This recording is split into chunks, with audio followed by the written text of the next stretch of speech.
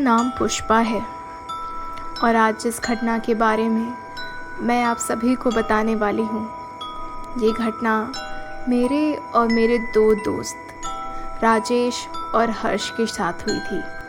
हमारे जीवन में और इस दुनिया में ऐसी बहुत सारी रहस्यमय घटनाएं हैं और ऐसी बहुत सारी रहस्यमय चीज़ें हैं जिस पर कुछ इंसान यकीन करते हैं और कुछ इंसान नहीं।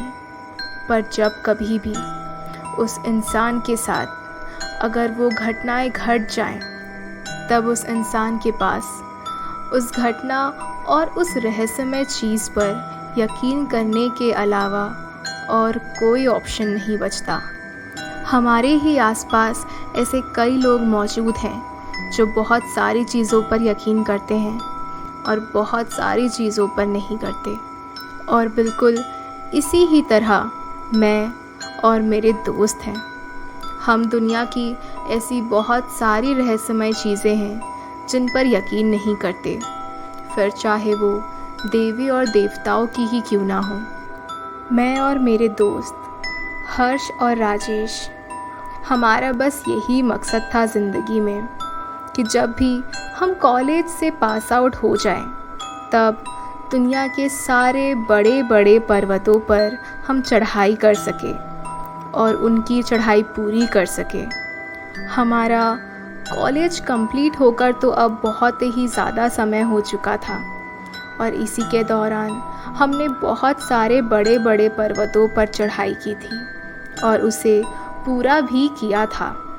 वो सभी हमारे अचीवमेंट्स में एक अवार्ड की तरह थे। इतनी सारी चढ़ाई करने के बाद अब हमारे लिस्ट में सिर्फ 2 ही पर्वत थे जिनमें हमें चढ़ने में बहुत ही ज़्यादा दिलचस्पी थी, और वो था कैलाश पर्वत और माउंट एवरेस्ट। हम जानते थे कि ऐसे बहुत से कम लोग हैं जो इन 2 पहाड़ों पर चढ़ पाए हैं, और कैलाश पर्वत पर तो चढ़ने पर भी पाबंदियां हैं। पर हमारा ये मकसद था कि हम उस पर्वत पर चढ़ाई कर सके।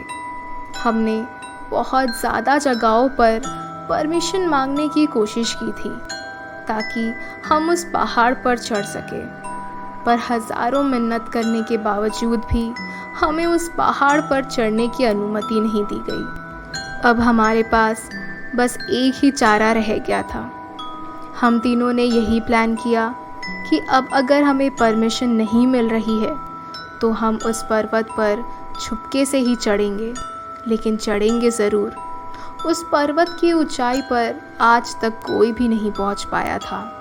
हमने सोचा अगर हम पहुंच गए तो हम इतिहास लिख देंगे और बहुत ज़्यादा फेमस हो जाएंगे।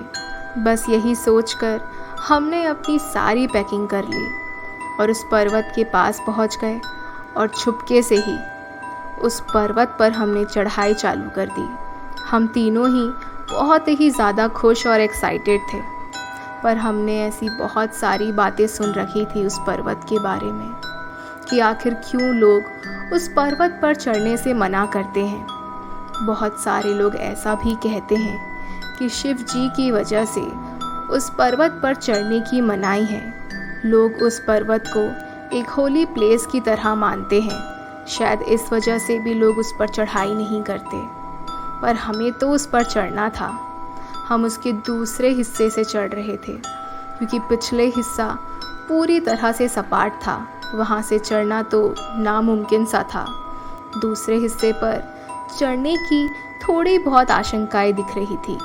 हमें उस पर्वत पर चढ़ते हुए थोड़ी ही देर हुई थी, ज़्यादा घंटे नहीं हुए थे। पर जब हम ऊपर से नीचे देख रहे थे तब हमने बहुत ज़्यादा पहाड़ कंप्लीट कर लिया था। हम बहुत ही ज़्यादा खुश हो गए थे कि अगर हम इसी तरीके से चढ़ाई करते रहें तो 2 दिन में ही शायद इस पर्वत की ऊंचाई पर होंगे। थोड़ी देर और चढ़ने के बाद हमने एक चट्टान के नीचे थोड़ी देर तक आराम करने का फ़ैसला किया। हमने अपने सर पर कैमरास लगाए हुए थे ताकि इस पूरे मंज़र को हम रिकॉर्ड कर सकें। हम तीनों ही एक दूसरे की तरफ देखकर स्माइल कर रहे थे कि जिस चीज़ को हम करना चाहते थे हम आज उसी रास्ते पर चल रहे हैं। थोड़ी देर के बाद हमने वापस से अपनी चढ़ाई पूरी करने की कोशिश की, पर थोड़ी देर चलने के बाद अब वहाँ पे हालात पहले जैसे नहीं रहे थे। वहाँ पर ठंड बहुत ही ज़्यादा बढ़ चुकी थी।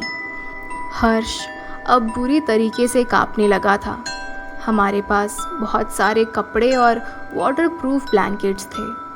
हमने उस पर वो सभी डाल दिए, पर उसे बहुत तेज़ ठंड लग रही थी। हमने उससे कहा कि अगर तुमसे नहीं हो रहा तो तुम्हें वापस चले जाना चाहिए, पर उसने मना कर दिया। उसने एक मेडिसिन खाई और हम वापस से चढ़ाई करने लगे। हम सभी बस कैसे भी करके अपने इस कैलाश पर्वत पर चढ़ने के सपने को पूरा करना चाहते थे, और यही सोचकर हम बस आगे बढ़ते ही जा रहे थे। पर अब धीरे धीरे अंधेरा होने लगा था और हमें ठहरने के लिए, टेंट लगाने के लिए एक जगह ढूंढनी थी। जैसे ही हम और आगे बढ़े, हमें एक छोटी सी गुफा मिल गई थी, जो कि हल्का सा बर्फ़ झड़काने पर ही हमें नज़र आ गई थी। वो गुफा बहुत अच्छी थी। हमें एक ऐसी जगह पर अपना टेंट लगाना था जहाँ पर हमें बर्फ़ का या ठंडी हवाओं का खतरा ना हो। उस वक्त इतना ज़्यादा अंधेरा भी नहीं हुआ था, पर हम यही सोच रहे थे कि आगे जाकर शायद हमें इतनी अच्छी गुफा ना मिले। इसलिए हमने उस रात वहीं पर ही अपना टेंट लगा लिया। हम जब उस गुफा के अंदर जाने लगे, तब उस गुफा की दीवारों पर हमें कुछ ऐसे चित्र दिखाई दिए जो कि बहुत ही ज़्यादा जाने पहचाने लग रहे थे। वो सभी चित्र मानो जैसे किसी पत्थर से उस दीवार पर खरोच कर लिखे गए थे। वो सभी चित्र देवी देवताओं के थे, उनके इस दुनिया पर आने के चित्र थे। देवताओं के राक्षसों के साथ युद्ध के चित्र थे, पर उसमें एक ऐसा चित्र था जिसे हमने पहले कभी भी नहीं देखा था। उस चित्र में एक बड़ा सा राक्षस कैलाश पर्वत पर चलता हुआ दिखाई दे रहा था, और सभी महान देवता उसे रोकते हुए नज़र आ रहे थे। उनके युद्ध नज़र आ रहे थे। उस शैतान की शक्तियाँ बहुत ज़्यादा नज़र आ रही थी, और इसी वजह से आगे के चित्र में देवता उसके सामने झुके हुए नज़र आ रहे थे। शायद उस शैतान की शक्तियाँ बहुत ज़्यादा थीं, पर आगे के चित्र में कैलाश पर्वत पर तीसरी आँख नज़र आ रही थी, और उस पर से निकलती हुई रोशनी उस शैतान को जलाती हुई नज़र आ रही थी, और बाकी सभी देवताएं उस पर फूल बरसाते हुए नज़र आ रहे थे। कैलाश पर्वत बहुत ज़्यादा ही रहस्यमय चीज़ों से घिरा हुआ था। आगे हमें और क्या चीज़ें देखने को मिलती हैं, आगे हमारे साथ और क्या होता है, ये जानने के लिए देखिए इसका अगला पार्ट।